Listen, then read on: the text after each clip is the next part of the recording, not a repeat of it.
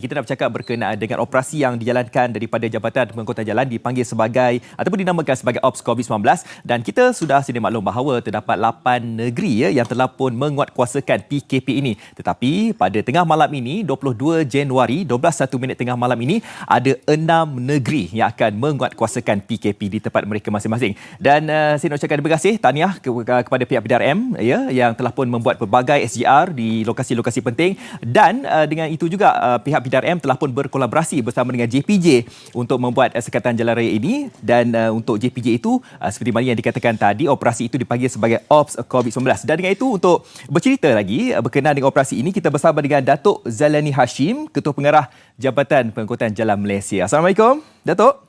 Waalaikumsalam, Li.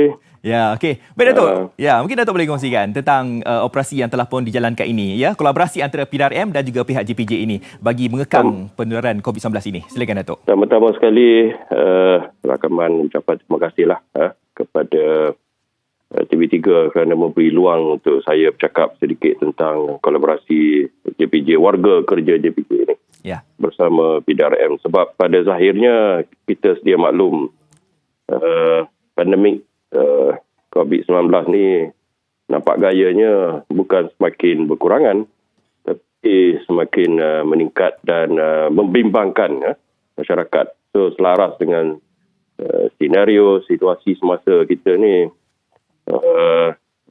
JPJ, warga kerja JPJ terpanggil untuk memberi kerjasama padu dengan barisan-barisan hadapan seperti polis, ATM, rela, dalam bersama-sama mengekang penularan COVID-19 yang pada saya memang patut pun kita bekerjasama. Sebenarnya sebelum pada ini pun ada kita bekerjasama, tapi kita lebih kepada behind the screen. Tapi saya rasa dengan penugasan semasa selaras dengan COVID-19 13 hingga 26 Januari yang diwar-warkan oleh pihak kerajaan ni, saya rasa memang high time lah pihak JPJ khasnya bersama-sama dengan agensi penguatkuasa lain di depan seperti polis, ATM, rela mengekang penularan COVID-19 ni. Itu Fadli.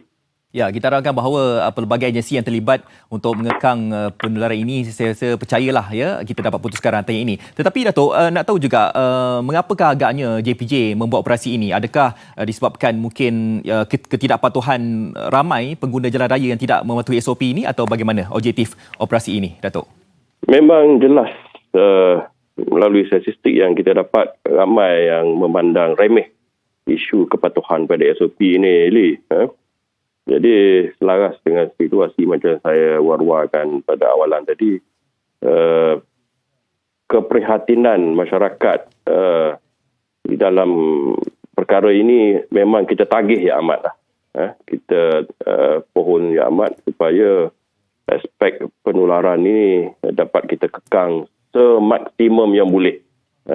Dan kita sebenarnya tidak mahu kuat-kuasakan secara orang kata perundangan. Kalau boleh, kita tak mahu pun mengambil tindakan secara pengeluaran saman ke, notis ke. Itu adalah pilihan terakhir kita dah.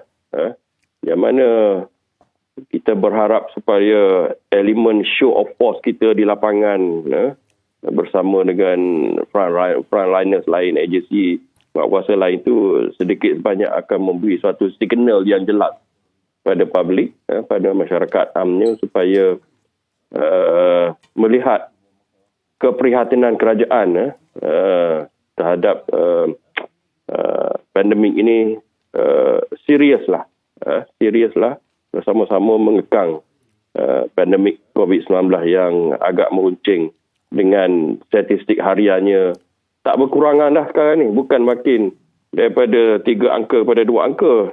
Daripada kita itu hari 1 angka dah, 2 angka ni dah, 3 angka. Malam pun 4,000 lebih.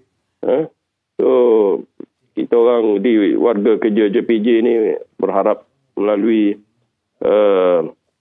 kolaborasi atau sinergi rapat kita dengan agensi penguatkuasa lain di lapangan ni akan sedikit sebanyak mengekang penularan COVID-19 ni. Ya, kita sama-sama lah ya untuk mematuhi segala peraturan yang telah pun digariskan daripada pihak kerajaan sendiri. Ya, mungkin Datuk boleh kongsikan juga ya untuk menguatkuasakan penguasaan ini supaya ianya lebih berkesan. Mungkin ada strategi ataupun mungkin ada gerak kerja yang dijalankan daripada pihak tuan sendiri dan juga pihak PDRM, tuan? Kalau kita tengokkan gerak kerja atau gerak di lapangan yang saya war-warkan kepada tim saya, ramai 1,200 orang di seluruh negara ni, kita berpaksikan kepada 3 strategi utama, iaitu rondaan jalan utama negeri dan lebuh raya. Satu. Yang kedua, sekatan jalan raya yang mengkhususkan kepada kenderaan awam. Dan yang ketiga, pemeriksaan dan pemantauan di terminal-terminal bas.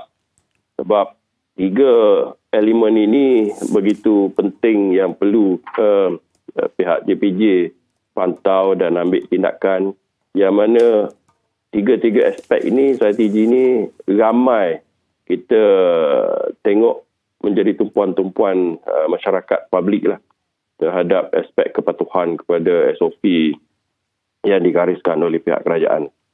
Ya, kita harapkan juga bahawa 3 strategi yang telah pun digunakan pakai daripada pihak JPJ ini dapatlah sedikit sebanyak mungkin mengekanglah penularan ini je, dan diharapkan pengguna pun dapat mematuhi segala SOP yang telah pun dibuat. Baik, sebab itu yang pemeriksaan di terminal, pemeriksaan di rondaan jalan raya ni sebab lain pada SDR. SDR ni memang diamalkan, dipraktis oleh pihak polis.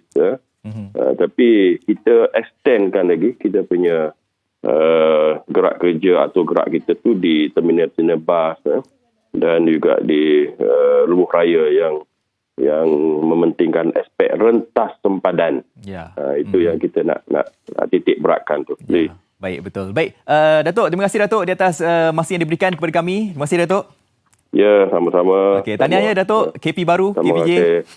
Terima kasih. Assalamualaikum. Okay, Waalaikumsalam warahmatullahi wabarakatuh. Itu dia Datuk Zailani Hashim, Ketua Pengarah Jabatan Pengangkutan Jalan Malaysia. Betul apa yang Datuk katakan tadi, bagi pihak PDRM mungkin mereka telah pun membuat sekatan jalan raya, dan bagi pihak JPJ ada 3 strategi yang telah pun digunakan pakai, SGR, ZIA juga, dan mereka telah pun akan membuat rondaan dan juga mereka akan menguatkuasakan di terminal-terminal bas di tempat anda masing-masing.